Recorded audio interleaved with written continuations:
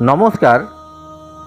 আজ আমরা এসে গেছি আমাদের এই পরম পবিত্র আধ্যাত্মিক যাত্রার অন্তিম বা শেষ পর্বে। গত 17টি পর্বে আমরা জীবনের নানা সমস্যা, মন নিয়ন্ত্রণ, সঠিক আহার এবং কর্মের রহস্য জেনেছি। আজ আমরা আলোচনা করব গীতার অষ্টাদশ অধ্যায় অর্থাৎ মোক্ষযোগ নিয়ে, যা পুরো গীতার নির্যাস। এই অধ্যায়ের শেষে বীর যোদ্ধা অর্জুনের ভেতরের সব মোহ, ভয় এবং দ্বিধা চিরতরে দূর হয়ে গিয়েছিল। আজ এই ভিডিওর শেষে আপনার মনের সব প্রশ্নেরও অবসান ঘটবে। শুরু করার আগে আপনাদেরকে বলবো, আমার এই ভিডিওটি ভালো লাগলে লাইক করবেন এবং পরবর্তী ভিডিওগুলি পেতে চ্যানেলটিকে সাবস্ক্রাইব করবেন। এই শেষ অধ্যায়ে অর্জুন শ্রীকৃষ্ণকে জিজ্ঞেস করেছিলেন, হে প্রভু, ত্যাগ এবং সন্ন্যাসের মধ্যে আসল পার্থক্য কী?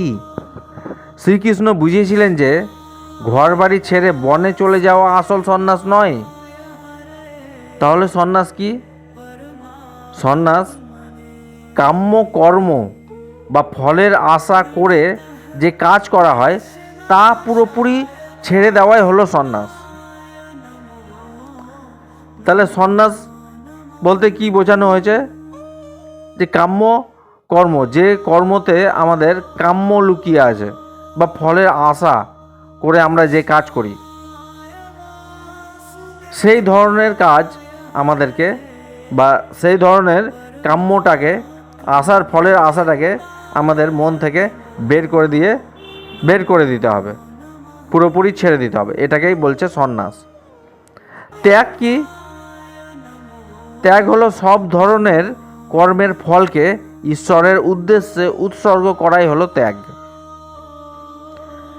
কৃষ্ণ স্পষ্ট বলেছেন যে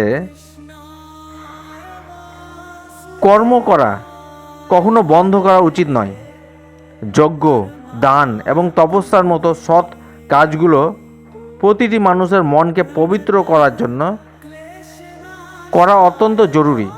গীতার একেবারে শেষ মুহূর্তে শ্রীকৃষ্ণ অর্জুনকে তার জীবনের সবচেয়ে গোপন এবং মধুরতম উপদেশটি দিয়েছিলেন, যা গীতায় চরম শ্লোক নামে পরিচিত। তিনি বলেছিলেন, সর্বধর্মান পরিত্যাজ মামেকং শরণং ব্রজ অহংতা সর্বপাপেভ্যো মোক্ষয়িষ্যামি মা শুচং। অর্থাৎ, হে অর্জুন, তুমি সব ধরনের জাগতিক চিন্তা বা লৌকিক ধর্ম ত্যাগ করে একমাত্র আমার শরণাপন্ন হও। আমি তোমাকে সমস্ত পাপ ও শোক থেকে মুক্ত করব। তুমি আর চিন্তা করো না। এটিই হলো ঈশ্বরের পক্ষ থেকে মানুষের জন্য দেওয়া সবচেয়ে বড় অভয়বাণী। কৃষ্ণের এই মহাজাগতিক বাণী শোনার পর অর্জুনের ভেতরের সমস্ত অন্ধকার কেটে গেল।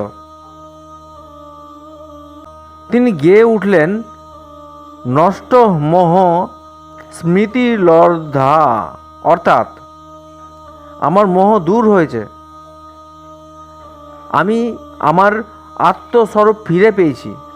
হে কৃষ্ণ, এখন তুমি যা বলবে আমি তাই করব।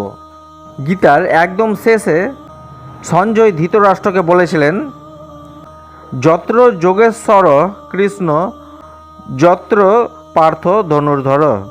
অর্থাৎ, যেখানে যোগেশ্বর শ্রীকৃষ্ণ এবং ধনুর্ধর অর্জুন একসঙ্গে থাকেন, সেখানেই শ্রী, বিজয়, বিভূতি এবং ধ্রুব নীতি নিশ্চিত থাকে।